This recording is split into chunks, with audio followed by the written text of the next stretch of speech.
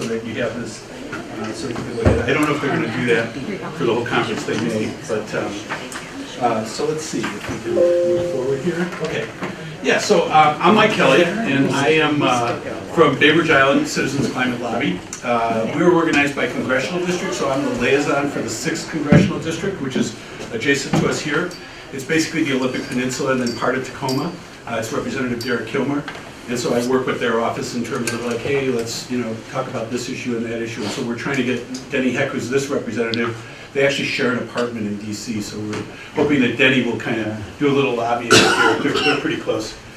We're very focused in Citizens Climate Lobby on federal legislation. You just heard Representative Dolio talk about state legislation, which is great, and many of us are individually working on that as well, because we think there's multiple ways you need to sort of move forward on this. But this session really is focusing on what's happening in the federal government in Washington, D.C., and which is where Citizen Climate Lobby's kind of laser focus has been for really the last 10 years. And it really is focused on one specific thing, which is to pass a bill with a rising price on carbon with all the proceeds rebated to American families. And we sort of see those as two legs as a way of getting some Republican support for this as well as Democratic support, and I'm going to talk a little bit later why we think that's important. Difficult for sure, but important. So I'll talk a little bit about that. So what I'm going to go through here is what's happening now. First of all, I guess how many people here know already about HR 763, the Energy Innovation Carbon Dividend Act? How many of you already feel like they kind of know? Okay, so there's a fair amount of folks that already are kind of familiar with that. So I may give you some additional details. I'm also going to talk a little bit about Green New Deal and how that relates to this, because obviously that's getting a lot of attention and so forth. I'll talk a little bit about why we think this is going to be an effective piece of legislation, and then obviously take questions. And if you have questions at any point, please just feel free to jump in. And we're going to try and wrap, I think, we did to wrap, I think, at 11. Is that sound right? 11:10. 11:10, okay, great, okay, good. So I'll keep an eye on that too. So, obviously, there's a lot, and I think everyone in here knows there's been a lot of bad news on climate action over the last couple of years. We had the new climate assessment released in November that said, hey, we're really kind of in danger in terms of keeping under 1.5 degrees. We've abandoned this clean power plan, which was going to be kind of Obama's big kind of approach to try to get reduction in gases. EPA is already fighting to reduce even well-established things like the CAFE standards, which is the corporate average fuel economy. It's what's basically driven the economy in miles per gallon of cars up over the last 35, 40 years, and they're trying to abandon that now, saying, hey, we've got enough now. But there is some good news, and the good news is that in November, and November is important because if you remember, in November, the Republicans controlled both the Senate and the House of Representatives. So it was Republican, it was Speaker, Speaker Paul Ryan, and we felt that it was important to have this bill introduced in a Republican Congress by a bipartisan group to avoid the sense of, which is a little bit of political, kind of play, of, oh, well, the Democrats took over Congress, and so then, of course, there's this Democratic bill on climate change coming through. We wanted to establish that, no, this is a bipartisan bill. It has Republican supporters and Democratic supporters. And obviously, the other good news is that there's just a lot of attention being paid to the whole Green New Deal, and we see this as part of that and kind of very positive as well. So let's talk a little bit about the Energy Innovation and Carbon Dividend Act and how it works. So since there was a lot of knowledge in the bill, in the room, I'll try to go through this relatively quickly. So there really are kind of 4 parts to it, 2 key parts and then 2 sort of wonky subparts. The carbon fee starts at $15 per ton of CO2, and it goes up by $10 per year plus inflation. And if we're not on track, there's kind of an escape valve to say it can go up by $15 per year. So it's a rising fee, and the rising is important because one of the things that businesses want is certainty. They want to know what the price is going to be 8 years from now, so they can plan on what their own actions are going to be. So providing some certainty around that is really good. It also sends signals to consumers who are thinking about making, gee, am I going to put solar on my roof? Am I going to invest in that new car that is higher efficiency? If they know where prices are going, it makes it easier to do that. And the fee is not actually collected directly from us, it's collected at the point of initial entry into the distribution system. So typically that's a wellhead for oil, it's a mine for other kinds of things coming out of the ground and so forth. So that's where it's collected. But it will sort of filter through the entire economy. And then the key sort of CCL innovation here, so the idea of pricing carbon has been around for a long time, but the key sort of CCL innovation is, let's take all that money, and instead of having the government keep it and decide how to spend it, let's rebate it to American families on a per capita basis. Yeah? Just on order of magnitude, $15 a ton, is that like 0.000 something percent, or is it? Think of it as, the rule of thumb that I've heard is it's about, that would be about 15 cents per gallon of gas. Okay. So what we're talking about is going up, starting at 15 and then going up by 10 cents per gallon over the course of a few years. So it's not prices that we haven't seen before. I mean, many of us can remember gas at $4.20 a gallon. I think when I drove down this morning, it was $3.34. So I mean, we would get back up to that. We would go above that. But we also know that when prices are at that point, it does send a signal. People start buying more efficient cars. People start using transit more. People start thinking about, do I need to do that driving? So that price signal will be there. And one of the interesting things about the dividend that it took me a little while to get my head around is, well, yeah, but you're giving me all the money back, so what do I care? I'll just go buy the big fancy car, right, and waste the gas. But that price signal is still very important. People still see when they pull into the gas station, hey, price is this high, and it affects their behavior. The money is paid monthly, so it comes out on a regular basis, and there's a full share for adults and a half share for kids and a family. So, and you have to be a lawful resident. It basically uses the same sort of mechanism of, the IRS is about to send, 160 million checks out this month, over the last month and this month for tax refund. It basically uses that same system. So we already have a well-established way of distributing funds like this. So it's able to kind of be efficient in terms of the way it is. And the key thing that makes the dividend tenable as a incentive to reduce your usage is your dividend is not based on your usage. It's per capita. So everybody gets the same, for a same family size. So if you reduce your carbon usage, you spend less, but you still get the same amount of dividend. And so it acts as that incentive to say, hey, I get to keep more money in my pocket if I reduce what I'm spending, but I still get it back. We also think this is pretty attractive to Republicans who are more skeptical about the idea of government kind of directing, hundreds of billions of dollars of investment into various things. That instead, this sort of filters it out into the economy and lets people make their own decisions for what they want to do with it. We know, though, based on some economic modeling, that it will drive a lot more investment in energy efficiency, solar, all kinds of things, and things that we can't even imagine right now. That will just sort of emerge because suddenly there's this market with people who have money to actually pay for it because of the dividend.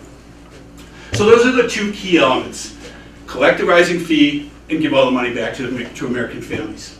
There are two kind of wonky parts that are part of it. One is what's called the Barber Adjustment, and basically this is to make trade fair. So it's to say, hey, if you're going to a country, you're shipping something that was made here in the United States to a country that doesn't have an equivalent carbon dividend, or carbon fee rather, we'll rebate you the carbon fee you paid here. So we basically level the playing ground. You're not at a disadvantage for companies in that country. Similarly, if goods are coming in from a country that doesn't have an equivalent carbon dividend, we will assess it at the border. So it basically equalizes things. So the idea is that there's no incentive to say, well, I'm just going to move all my production to somewhere where there's no carbon fee, because you're just going to pay it when you import back to the US market. And similarly, there's no disadvantage for companies that are primarily export driven, which we have a lot of here in Washington State, because they will get that back if they're going to a country that doesn't have it. Now in practice, we believe the border adjustment will be a transitory thing that will, it's in the bill and it lasts as long as it needs to. But we believe that US leadership is so important in the world that countries will align with our policy. And in fact, most of our trading partners already have a price on carbon. The EU does, China's putting one in. So there's a lot of that will happen, and I think as the US does this, it'll really change the dynamic. So probably this won't, it's important in the short term. In the longer term, we believe that it will sort of equalize out and everybody will have this fee, which is, of course, the goal, because we want to reduce emissions everywhere, not only here. And then the other kind of wonky piece is a little bit of limited regulatory adjustment. So there's some EPA authority right now to regulate greenhouse gases under the Clean Air Act that this suspends. It doesn't take it away, but it suspends it while the bill's in effect. And the idea is this will be more effective at doing that. And it's sort of a little bit of a trade-off for more conservative supporters of this as well, to say, okay, we're going to give you back a little something on regulation because we believe that this fee in the market will actually be more effective at reaching those goals. And there is actually some language in the bill that says if it isn't effective, if we start seeing emissions still go up, then the EPA gets that authority back again. So it doesn't take it away, it just sort of suspends it as long as this is working. So I'll just stop for a second here and say, any questions, comments? Yeah. Same sort of question on the other end then, what's the order of magnitude for the rebate? I mean, what do you... We're going to get to that. Okay. We're going to get to that. And actually there's an online tool that you can go to and type in your own particular situation. You know, what's your income, what's your bill, you know, what's and so forth. But you know, I think in round numbers, it starts relatively small, you know, but it can get to, I think we're saying after 10 years, it's on the order of about $3,000 for a family. So it's a significant amount of money. It's the kind of money that, especially for lower income families, they're getting now through the earned income tax credit. And so, and that's a very significant amount of percentage of their income. So, and there was another question over here, yeah. On the regulatory adjustment there, is that the authority under the Clean Air Act? Yes, exactly. So it just is, so they can still regulate, and I'm actually going to go into more detail on that, so I'll hold that question, but and then if I don't answer it, you can come back to it. So you know, one of the questions that we have is, will this actually meet the 1.5 degree goal, which was what the key goal is, staying under 1.5 degrees Celsius. And so this is kind of a little bit of a wonky chart and maybe a little bit hard to read, but what it's basically showing here is this is the carbon fee, and this is the range that we think we need to have in order to stay under 1.5. So you can see we're right at the bottom of that range. So the short answer is we believe that yes, we will reduce we will reduce this under IPCC guidelines. We should reduce by 40% by 2030. And in fact, we will reach that 1 year later in 2031. So we're kind of pretty much on track. And the more important kind of meta point here is cutting emissions by one of the world's largest emitters and one of the most important political things is really, really important politically in terms of what happens in the rest of the world. So we think that will really be the big impact in terms of actually increasing our chances of staying under 1.5 degree. And there really isn't anything else that's come close in terms of what the impact would be. So yeah. Just a quick thing, that 40% is a global goal, right? Yes. So if we were to pass, it only saves us in time if the rest of the world jumps on Correct. at the same Right. time. Right. And that's certainly true. And as I said, we believe that the world is hungry right now for U.S. leadership on this, and the world really wants that and wants to see the U.S. leading on this. And then the rest of the world will line up. We're already seeing some movement. You know, one of the things you hear a lot is, well, what about India? What about China? And they're actually moving ahead, largely because they see the economic, opportunity here of going with renewable energy. I'm trying to remember the statistic. I just saw it last week in a tweet from somebody. But I think it was somewhere between 80 and 90% of the electrical capacity that came online in India last year was solar or wind, was renewable, solar or wind. So they're really investing, and it's not only because of climate change, although I think they do take it seriously, but it's also because they see the economic value of doing this and the economic opportunity that's there. And part of the decision we're really making here is, you know, the United States has always been a leader in these kind of technological fields, you know, software, automobiles, airplanes, you name it. We've always been kind of leader, and the rest of the world has kind of followed and been a major consumer of our stuff. The big opportunity for this century is renewable energy and green energy. And are we going to be the leader and the producer, and the rest of the world is going to consume? Or are we going to be the consumer buying Chinese and Indian and other goods once we finally catch up? So that's part of what this is going to do, we think, is create that incentive for that big green economy to emerge. So how the dividend actually works, and this is kind of an important point. This is a picture from the Yellow Vest protests that were happening in Paris last fall, and it still are actually going on. They've slowed down a little bit, and they have a fantastic slogan, which is, he cares about the end of the world, we care about the end of the month. And he being Macron, the French president. So what they're basically saying is, hey, he's doing this stuff to try to save us in the long run, but we don't have enough money to actually live, and so we're really protesting. And these protests were inspired by a climate change oriented increase on gasoline prices in France. So that's really what sort of sparked the initial fuse. It's a bigger set of issues, obviously, but that was so how do we avoid that here? And I think we just got a fantastic response. Well, at the end of the month, you get a check. You get a check from the government. And I can go into some details, but one of the things, although the dividend is not actually designed to be progressive in terms of giving more money to people lower on the income distribution, it's even, as I said, that goes to everybody equally. So Bill Gates will get a dividend check, and so will whoever cleans his house, right?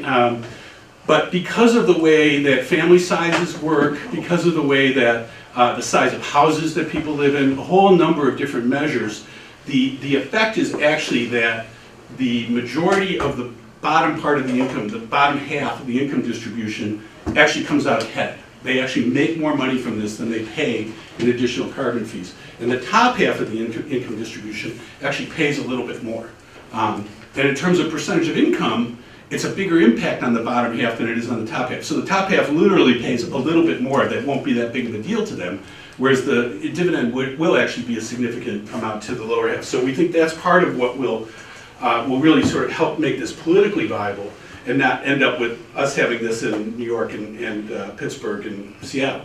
And I think I already talked about the key point is the dividend is not based on your own carbon footprint. So you actually have some control over how much you get to keep by reducing, and that's exactly what we want, right? The goal is not to give you a dividend, the goal is to get you to reduce your usage, so, and that will help with that.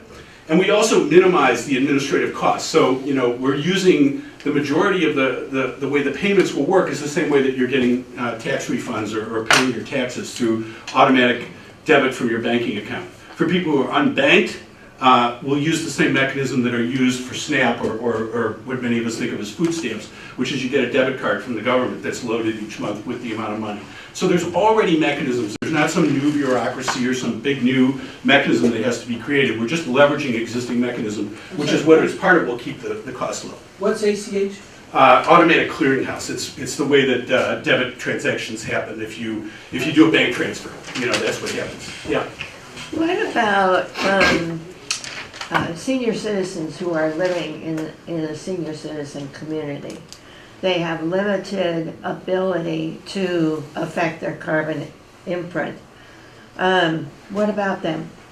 That's a really good question, and I don't know if I have I'd have to think about that and see what I guess what I would say, and one of the things we've done is we've done studies based on different demographic groups, and I can't be sure about this, but my bet is that actually seniors probably do come out ahead, and there's a couple of reasons for that.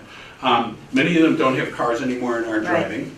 Right. Many of them are living in relatively small places in terms of what their own personal space is. If they're in a senior center like that, it's certainly not living in a 2,000 or 3,000 square foot house. And so they're sharing that infrastructure with a bunch of other people, and those buildings, tend to maybe be more modern and efficient than maybe an older house. So my guess is that actually seniors are, probably do come out reasonably ahead. But you're right that they don't, other than, not flying and not driving as much, they don't have as much control over their own situation, and that is a good point. That is a good point. And I do want to be clear that there will be winners and losers here. Everybody can't be a winner. But we do feel pretty good that for the majority of the people that need it the most, who are on the bottom half of that income distribution ladder, they come out ahead. And for the people that have more money and can afford to pay more, they'll pay a little more, but it's not going to be a very significant amount in terms of their income. So some of those seniors that are very well off may very well pay more, but seniors as a rule tend to be more, they don't tend to be super high income, so they'll probably end up benefiting from that the same way that other moderate income folks would. So here's the kind of point around show me the money. So 90% of households below the federal poverty line are net positive because of the dividend, and 53%, so that's that bottom half of the income distribution ladder, 53% of households come out ahead in terms of the dividend. So their costs of gasoline and, higher home heating oil or however they heat their home, electricity, all the various ways that the carbon fee sort of filters into increasing costs is offset by the dividend, and they actually come out getting more money than they actually pay. So here's a couple of examples that I gave using that dividend calculator that I mentioned, and I have a link to it at the end of so you can go run it yourself.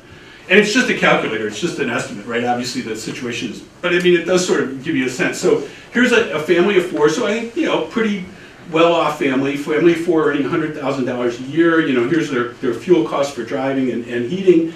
Their first year estimate dividend is $80 a month. Costs are $59, so a net benefit, even at that level of $100,000 a year. And part of that is because they're a family of four, so they're getting 3 full dividend shares, right? 2 for each of the adults and a half for each of the 2 children. And so they're still coming out ahead. So here's here's an example of a household of 4 in Silverdale. So earning more towards what the median income is in Kitsap County.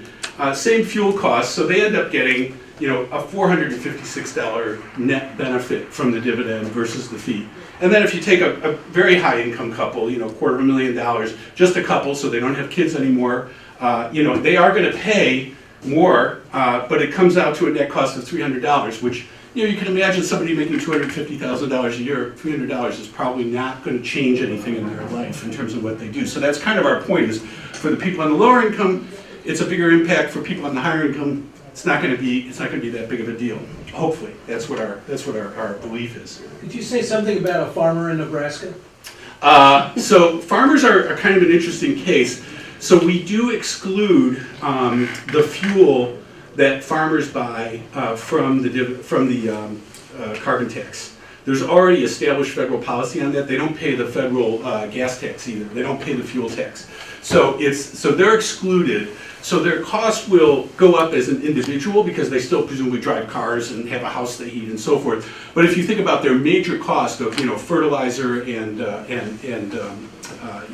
fuel for their tractors and combines and all that kind of stuff, that won't be part of it. It shouldn't go up because of the carbon dividend. There may be other things that go up, but yeah. So we believe that we're trying to make sure, and I mean part of that's a political calculation, right? You've got to get senators and farm states. So if you're going to really hit the farmers, that's not going to work. So, and part of it is a pragmatic calculation as well, which is, we're not trying to get 100% hit on carbon emissions. We want to get enough so that we can be effective. And so I think we find when we actually do the numbers, about 90% of the total carbon emissions are covered by this. So even though farming is obviously big, it's not a huge percentage in terms of that. So, yeah. Just to clarify on the farm exemption for their fuels and whatnot, so you're taxing at the wellhead, and somehow or other this fuel is coming along with all other, then there's some sort of a credit that goes back in. Yeah, I'm not exactly equalize it or something. Yeah, I'm not exactly sure. What I heard from our legislative is it uses the same mechanism that rebates the gas tax. So there's a federal and state gas tax, and it uses that same mechanism. So I'm not sure what that mechanism is, whether they take a credit on their tax return or how it exactly works, but that's the same mechanism it uses. So it's treated, effectively it's treated as a gas tax, right? So yeah. So let's see, I thought I had a presentation or slide in here about how this differs from the CCL thing. So I'm just going to talk to that really quickly. Many of us who've been in CCL for a number of years have sort of brought in this fee and dividend, and we kind of understand how it works. And there are some key differences that it's important for us to know. So one of them is we don't cap the number of kids. CCL said you could have a full share for each adult and a half share for each kid, up to 2. We don't cap the number of kids here. We do make the dividend taxable. And again, that will tend to affect higher income people more than lower income people, because many lower income people are not paying income taxes per se, because of the standard deduction and so forth. So it tends to make it higher, but that's part of what makes it revenue neutral is to tax it. We tax it, we adjust it for inflation, and there was one other... So when you say we, meaning... The bill, exactly, the bill. And I should just give a little bit of background. This bill is the result of years of citizen climate lobby volunteers, many in this room, staffers, working with congressional representatives, getting feedback from them on what things are they concerned about, what things do they want to see, and then over the course of the last really 18 months, prior to the introduction of the bill in November, working with a small group of Republican and Democratic House offices to craft the actual legislation and actually write, all the details that are there. And you can actually go out, if you go to cclusa.org/bill, you can actually read the text of the bill. And there's lots of presentations out there about it as well, which go through some of the nuance and the details. But they've crafted that, and so part of the value of that is it's not something that just got dropped on Congress. It's really came up from Congress and working with them in terms of what's there. Now, that doesn't mean we're going to get every Republican vote. We don't need every Republican vote, and I'm going to get to some of the politics in a moment, but we do want to get some. So yeah. There's some averaging going into these examples, and Yes. I'm just trying to get an order of magnitude in my own brain. Is this like on a 10-year average, 5-year average? You I think know how this to is calculate it? actually year one. Year one, okay. Yeah, this is year one, first year dividend, yeah. Okay. And there's the calculator. And again, I'm going to send this deck out so you'll have the link, but the calculator is just citizensclimatelabbey.org/calculator. So you go run it yourself and see what what you would get in your own situation. And that dividend ratchets up at the same rate. Because we're taking all the money we collect and we're giving it all back, right? So yeah, after we'll go up. 20 years, that's a pretty serious check. It starts to get big. And of course, the goal is that eventually it sort of sunsets, right? Because we stop needing to charge as much because people have gotten more efficient, and so the dividend will sort of automatically. And that's part of what Republicans especially like about this, is they like bills that sort of have a natural sunsetting as opposed to just go on forever, right? And we've tried to sort of accommodate that. So let's go on to Green New Deal. Over here, let's see what I can do here. Yeah. So, Green New Deal really is a set of 3 different things that have kind of come together. It's a rallying cry that has kind of swept the progressive community and really kind of generated an enormous amount of energy, which for all of us who care about climate change is a tremendously good thing. Like getting lots of attention, getting lots of coverage on that, that's really important. That's what we need. There are actually a set of policies, which Alexandria Ocasio-Cortez and Bernie Sanders are probably the most influential on, but certainly, Senator Senator Markey from Massachusetts has been influential because he's the Senate co-sponsor. So there are actually some actual policies there, and it also is a movement. I mean, it's really kind of, you see Sunrise, you see a lot of these organizations really kind of building a sense of political movement, which is also important, and Alexandria Ocasio-Cortez called it, a mass mobilization, which is, a good thing for us. We need a mass mobilization, to be able to generate the political will. It is important to understand the differences, though. Green New Deal is a resolution. The Energy Innovation Carbon Dividend Act that I've just been talking about is legislation, and those are different. Resolution is a sense of Congress. It's saying, this is the direction we want to go in. This is how we think about this. This is how we feel about this. It doesn't actually change anything in terms of actual laws or regulations or anything else. Whereas HR 763 is a real bill. If it passed, it would actually change things and change the way the government actually operates. But it's also important to recognize that the original New Deal, what the Green New Deal is based on, was not one bill. There wasn't a bill called the New Deal. It was a whole set of bills that were passed over a course of a number of years. And again, it was a sense of direction that gave it the energy, but then there were a bunch of different bills, some of which passed and some of which didn't, right? Not every bill that was proposed as part of the New Deal passed, and probably not every bill that is part of this will pass either. But we think the Energy Innovation Carbon Dividend Act is actually a very good starting point for Green New Deal. It really is this question of could it be part of the Green New Deal, and we think it certainly could stand on its own. It was conceived before the Green New Deal really became a big rallying cry, but it certainly fits perfectly well with the Green New Deal as a first sort of most effective step. And because it's already been introduced, it's the most tangible thing that we can get support around. The big challenge is going to be what we faced here in Washington with 732. Where does the money go? And that's where I think, we need to make a strong case that the dividend is really important. That having the money just stay with the government is going to generate a lot of opposition from people that we don't need to get opposition from, who could be on our side. And we also think that, if we feel the sense of urgency around taking action now, because 2030 is kind of looming out there, we don't have unlimited amounts of time.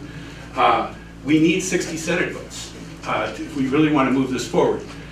Now, some people who are more partisan or more politically savvy might say, well, we're going to win the election, and Democrats are going to win the election in 2020. Democrats are going to elect a Democratic Senate, and then they're going to pass the Green New Deal. But that's a big roll of the dice. And what if you don't? What if you win the presidency, but you don't win the Senate? Now you're still sort of stuck. And so then you're looking at, well, we'll do it in 2022. Democrats will win the Senate in 2022. Now you're sort of another 3-4 years down the road. So we kind of want to say, let's move, what we can now with the Congress we have, and let's try to move forward on that. Yeah. So are the people in the legislature that are the key promoters of the Green New Deal talking about the energy innovation carbon I would say Act? that there's enough energy around the Green New Deal that is sort of in 100 different directions, and so I think some probably would be supportive of this, some would not be supportive of this. Some feel very strongly that the government needs, it's the same sort of issue we face between 1531 and 732. Basically, is there a lot of money that goes into investing in targeted communities, or does it get broadly distributed? And that's where I'm sort of making the case here for how we argue, but we won't get everyone on the Republican side, and we won't get everyone on the Democratic side either, because some of them will feel really strongly that, hey, we really need to invest this in specific ways, and that will cost us votes on the other side. And so it's really a political kind of decision. But we do think that most progressive members of Congress would probably support the Energy Innovation and Carbon Dividend Act, unless there was really strong progressive opposition, which is what we saw with 732.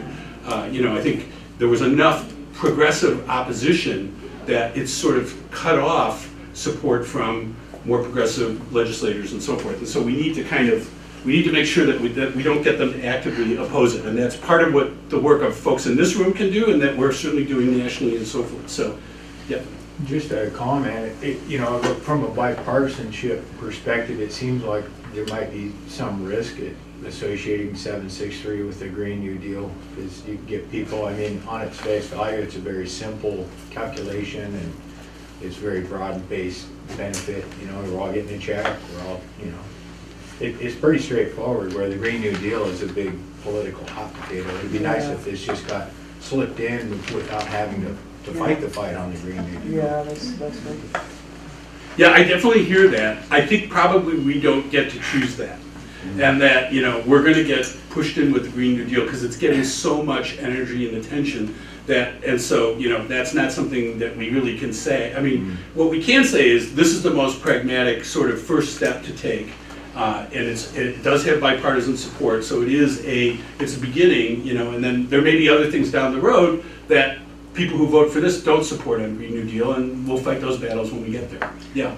Oh yeah, I think you made a really good point, and just on the topic of relating this kind of bill to a Green New Deal, like the New Deal itself was a response to the Great Depression and was like a bunch of energy infrastructure projects, and this doesn't seem like it's really raising, if we were going to take this money and invest it in huge infrastructure projects, that would be a Green New Deal type thing, but since we're just mailing it back, that's a pretty good distinction between the two types of policies. So if we ever get caught up with regards to a Green New Deal conversation, I think that's a good point, is that before the New Deal, they took the money, invested in infrastructure projects. This, we're mailing it back, so that's a big distinction. It is a difference, right? Yeah. And I think if we can get some Republican support, it will, the sense that we have from having lobbied Congress over the course of many years now is that there actually is more latent Republican support for taking action on climate change than you might think. Mm-hmm.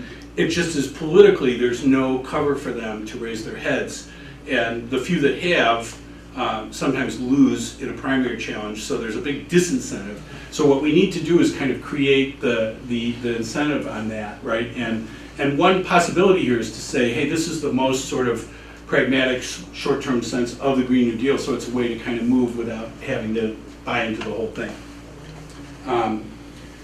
So, here's sort of the progressive case and I think, we can make this case for progressive, and it's important that we do, because we need them to be on board and not opposing, as we found with 732. So it does significantly cut greenhouse gases. I mean, we can show that, and the modeling is pretty clear on that. It does, Obama's Clean Power Plan, which was stopped by the Trump administration, was going to reach a goal in 2030 that the Energy Innovation and Carbon Dividend Act, I think, reaches in the first 4 years. So we are ahead of where that was, and that was, kind of ambitious. So, it's a great first step, but it doesn't solve the whole problem. So it's not an alternative to the Green New Deal. It doesn't solve everything. It's a great first step, the best next step to take.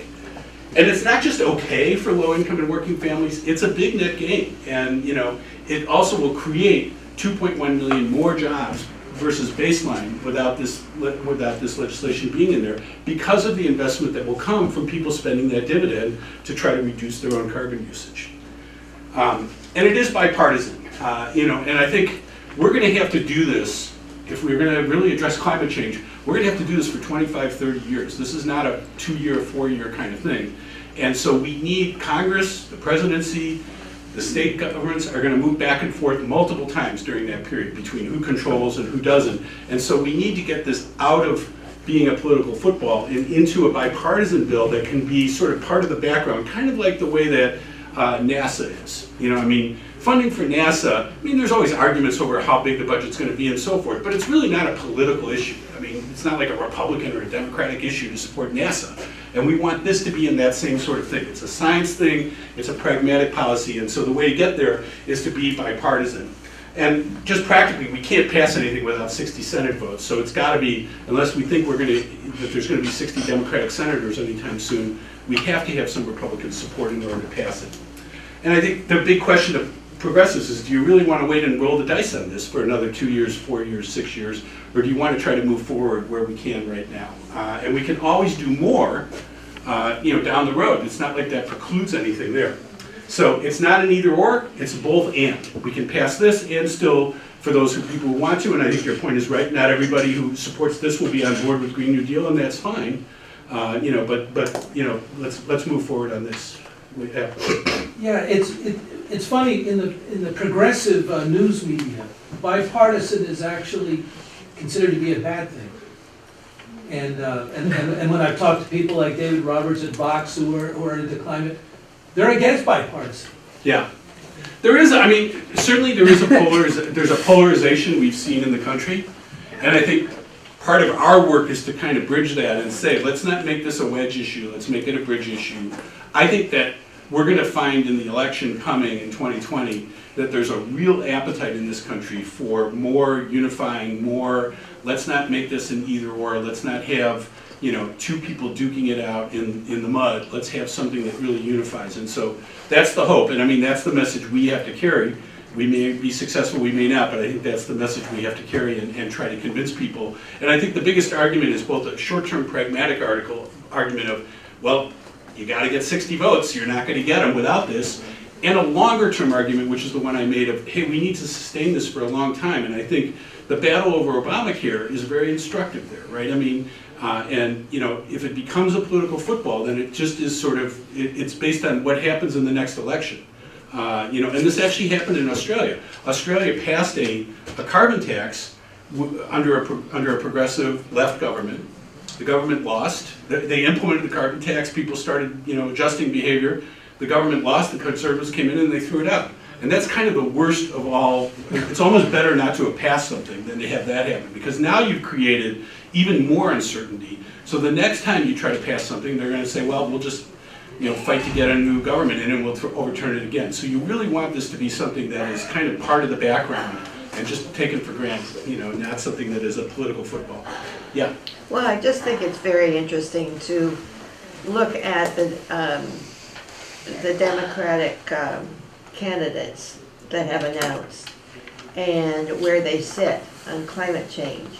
I have kind of decided that if they don't mention climate change in their, basically in their plan, they're gone as far as I'm concerned.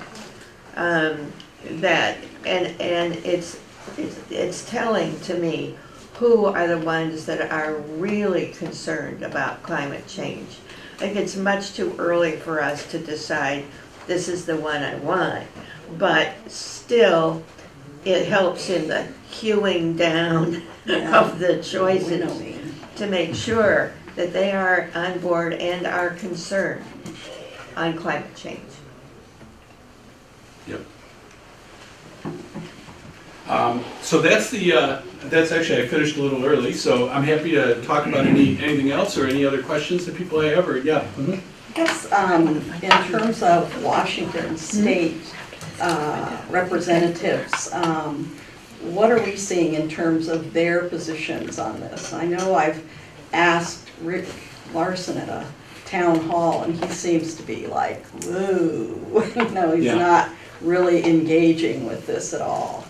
Yeah, and I mean, that's where it's up to us to push it, right? I mean, kind of your point of, hey, we need to make this an issue and make it be something they want to pay attention to, because politicians do respond to what the grassroots is telling them. And that's part of why I think the lobbying and the sort of, outreach to progressive or environmental organizations is important, because a lot of our more progressive representatives listen to them. And similarly, we're doing work in, Eastern Washington to try to reach out to the Republicans there and having people come to them who they listen to. One of the representatives out there, I'm blanking on his name right now, but it's the Republican who represents basically the southeast corner of the state. Somebody remember who that is? Who is it that's, it's not Kathy McMorris Rogers, it's, anyway. It's not Riker, because Riker's out. He's out. So it's, I'll think of it in a minute, I'm But he's sorry that I'm not actually- thinking of it. But anyway, he's a farmer, he's a hop farmer. Climate caucus. And so having farm groups come to him and talk about the effects they're already seeing from climate change. And I mean, when we've met with him, he's a very thoughtful guy, he hears it, but the politics on this, on the Republican side, can sometimes be difficult. And so part of our work is to kind of make it easy, kind of lay a garden path for them to walk down, right? And see that that this isn't going to cost them anything, that there's support there among some of the people that are most important to them. And for Rick, that might be different than who it is for, Yeah. So right now, I heard that Denny Heck is on board. Yeah. Are there others? I know that Reichert was, but he's out. So he never actually sponsored the bill. He had supported the Climate Solutions Caucus. Right. Because I think he was already going, well, he could have co-sponsored, I think, because he was still in the lame duck, right? But I think he didn't. But I mean, I think we only have one Republican right now, which is a little disappointing. Certainly that's being worked on. And one of the strengths of CCL is we have chapters all over the country in Democratic districts and Republican districts in the South and the East and the West. And so those districts really need to work on those Republicans. And we probably don't need 100 Republican co-sponsors. If we had 10 or 15, that creates enough, kind of support. It creates enough cover for the rest to say, okay, this is not a totally Democratic bill. There are 30 co-sponsors right now, and you can actually go out, and I don't know if I have it in the appendix. So this is this is kind of I'll send this out. This is kind of where to go for more information.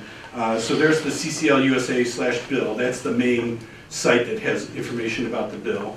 And this community-citizens-climate-lobby.org is you have to register for that. It's free, but you have to register for it. And there's a ton of information out there. Webinars, reports, studies, all kinds of stuff. So there's tons and tons of information out there, including these studies that I talked about. Let me see if I have the thing in here on. This is where I put the. This is where I put in the how HR 763 differs. I thought I had something in there that addressed your question, but I guess I don't. So this is kind of the full list of Green New Deal policies, which you can see it's very, very ambitious. And so taking incremental steps is going to be key as part of that. Was there another comment, question? Anybody? Yeah. Well, there is a lot of talk about income inequality nowadays, but this system here would tend to level that a little bit. It certainly doesn't. I think it's good. I mean, that's kind of my point. Is it's not just okay for moderate and low-income families. It's great for them in terms of it actually puts more money in their pocket. So yes, it does help. I mean, it's certainly not going to be the solution to that. You know, $2,000 or $3,000 a year is not going to solve that problem, but it certainly doesn't hurt, and it certainly will help. And more importantly, it sort of creates this pool of money that can then be invested in ways that we can't even imagine today, you know, that will create new kinds of technology and new kinds of products to help us reduce our carbon emissions. Yeah. What is the timeline on the legislation? Like, how long will you lobby? Who do you lobby? When do you see the vote coming up? Yeah. So that's a great question. So, I mean, we lobby all the time, you know, in Citizens Climate Lobby. I mean, literally, I sent an email last week, and so we're constantly kind of put this in front of, and so, you know, as somebody mentioned, Denny Heck is the first Washington State co-sponsor. He actually shares a Washington, D.C. apartment with my representative, Representative Kilmer, who represents basically the area north of your Olympic Peninsula, Bainbridge Island, where I'm from. And, you know, Kilmer overall has been quite good on this issue. He hasn't yet co-sponsored, and so I mean, you know, his district representative was there, and the mayor calls him out. You know, why isn't Derek doing this? Where's Derek at? Clearly, Denny, they're spending a lot of time together, can be influential in that, right? And I think part of it is, for every congressperson, there's a different calculation in terms of when do they sign on to a bill. Because, you know, they can just sign on and say, I'm just going to give my name and not do anything. I think from talking to Representative Kilmer, he feels like when he signs on to something, he wants to actually work on it, and so he has to sort of fit it in with all his other priorities. Not that he isn't necessarily supportive, but does he have the time and the energy and so forth to really do that? So we're certainly going to be meeting with him. We have our national conference in Washington in June, and we typically have between 800 and 1,000 volunteers on Capitol Hill on one day, on Tuesday. This time it's going to be Tuesday, June 10th. We're going to be on Capitol Hill, meeting basically with every House and Senate office and carrying forth the message, hey, we want you to co-sponsor this bill. And so that's the big push. But a lot of it happens, you know, in district meetings. We're trying to meet. The recess actually starts today for Congress, so they're back in the district for 2 weeks for this spring recess, and so we always try to meet with him when he's back in the district to talk to him as well. Sometimes we're able to, sometimes we're not, because he's, you know, doing a lot of, so we've got a request out for that, and then we have a request out for Washington in June. So that's kind of and I mean, you know, we know that they do listen to letters, we know that they want to see questions. I mean, one of the things that we try to do is go to town halls when he's having public town halls and ask the question, thank him for what he's already done, because he has done stuff.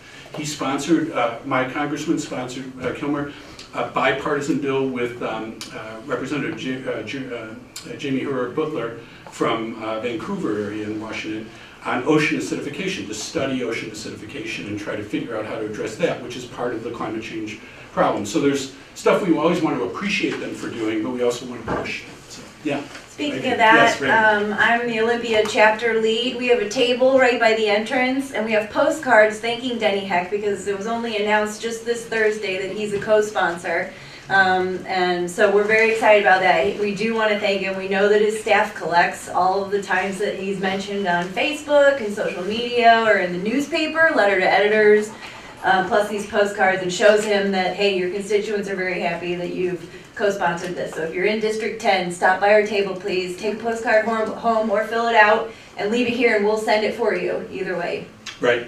Yeah, and I mean, they get, if you use Twitter, and you mention a representative by name using an @ you know, they get notified even if they're not following you. So they know that they're being mentioned, and so we try to sort of get out word that way as well, because they certainly are interested in what their constituents are saying and holding that, so they want to see energy around that. Could you repeat how you do that? You send out a Twitter and what So do you say? if you're on Twitter, you send a tweet, and you just do an @ sign, and that is basically the name of a person. And usually you have to look them up and find them. Like mine, it's Representative Kilmer, you know, REPKIL, you know, so you have to look up who your representative is. But if you do that, they get notified, even if they're not following you, because they're being mentioned. So it's, and as Megan said, they certainly do appreciate that. They want to be sort of out there. They want people to know what they're doing. So if we help them do that, that reinforces as well. Ted? Yeah, so I was just going to comment that we'll know we're making real progress once we start getting attacked. Yes. That hasn't really started happening Yes, yet, right? yes, that is a good point. You know, it is the famous Gandhi quote, right? You know, I think that's stage 2 or something like that, right? But I've been but- seeing the attacks already, Oh, yeah. actually, in Oh, well, so in they're message making boards, but they're coming from the progressive side. Okay, Yeah. and so their arguments are what? That it's bipartisan and that's bad. That's bad, okay. That the regulatory The pieces regulatory go away, authorities, yeah. you know, some stuff Yeah. like that. Yeah, I think Greenpeace, we've gotten some national environmental endorsements. Friends Committee on National Legislation has endorsed it. The Environmental Defense Fund, I believe, has endorsed it. There's a bunch of different, and obviously we're continuing to work on that, both at the national and local level. But I think Greenpeace did come out against it for that reason, that they don't like the EPA regulatory authority. And, you know, our answer is, hey, any bipartisan piece of legislation is going to be a compromise. Nobody gets 100% of what they want, and so you gotta be willing to compromise there. We feel like it's a fair trade-off. Yeah. Where is Governor Inslee on this? Good question. You know, I just watched his town hall on Wednesday. I don't know if you watched that. But he obviously talked a lot about climate change because it's the focus of his, and he didn't mention this at all. So we're certainly trying to get to him and have him be aware of this as well. You know, and, you know, I mean, he's got a lot of things going on, so I mean, you know, but we're certainly going to try and get to him and get him. And I mean, endorsements is another way, you know, for us to try to get more support. So like we just got in Bainbridge, we got our city council to pass a resolution and endorsing this. And I know I heard that the mayor of Olympia is doing that. So I mean, those also local, you know, elected officials are important to our national elected officials because they know that they've got, you know, their thumb and finger on the basin there. So getting those local endorsements can help. When we met with Representative Kilmer in September, we brought Mayor Cole Medina from Bainbridge Island with us. We reached out to Cole and said, "Do you want to come?" And he said, "Sure." And I think when Kilmer walked in, he was like, "Oh, you know, not the usual suspects. You know, you brought somebody else that, you know, I know in a different context." And so I think sometimes kind of mixing it up that way can be effective as well. Well, it seems to me that if you have a candidate who will mention this bill on national TV, you know, during whatever debates, etc., would be a very, very good ploy. Yes, right. But he wants progressive votes too, so Right. it's gotta be. Right. He's already doing so much at the state level that he can point to a good record. And Oh, so he may be just being a little cautious right now for that reason. Right. And I think the other thing is that getting, you know, right now, I mean, the CCL mechanism, the CCL method is less sort of top-down, let's get big national attention, let's get lots of stories. Not that we're opposed to that, that's great. But it really is much more bottoms-up and saying, hey, in these districts, let's really get it in front of the representatives as this is something the district wants. And then those are the people we really need to move. It's the Congress people, you know, the House people and the Senate people are who we need to get moving on this. We don't have a Senate bill yet, but Senator Chris Coons is apparently considering that. And so, you know, we certainly would encouraging our senators to talk to him around this issue. Anyone else? All right. Well, I want to. Yeah, Chuck. Sure. Question. Yeah. I understand that McConnell brought the Green New Deal to the Senate floor and it was voted down like 53-0. With the 0 being present, basically from the Democratic side of the aisle. Yeah.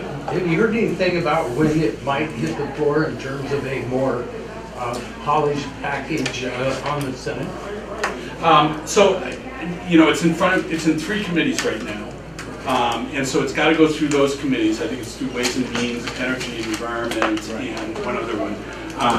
One thing that I had in an earlier version of this deck, and I'm not sure why it didn't come up, but if you go to congress.gov, and you can search for HR 763, you just type in HR 763, it'll come up and it shows you the current status, and you can sign up to get alerts. I know that there are now 30 co-sponsors. When I did the talk, it was 29, and the 30th literally signed up yesterday, and I got the notification in my email that there was a new co-sponsor who's Representative Katie Porter from California.